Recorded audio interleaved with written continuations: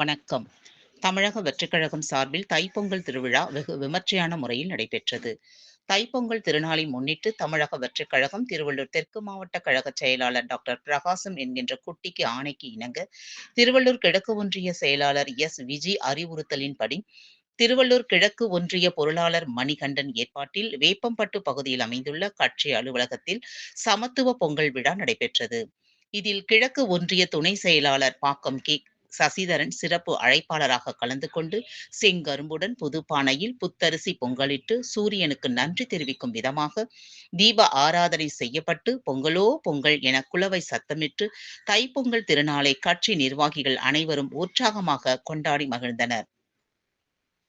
இந்நிகழ்ச்சியில் கிழக்கு ஒன்றிய மகளிர் அணி நிர்வாகி புவனேஸ்வரி, வேப்பம்பட்டு நிர்வாகிகள் இளங்கோ, தீபக், சரவணன், நவீன்குமார், ஹரி, பிரபா, டில்லி, ராஜ், அருண் மற்றும் மகளிர் அணி நிர்வாகிகள் தனலட்சுமி, ஜெயந்தி, குமுதா, பவித்ரா, தேன்மொழி, ஆர்த்தி, ஹேமலதா உட்பட ஊர் பொதுமக்கள் இதில் கலந்து கொண்டனர்.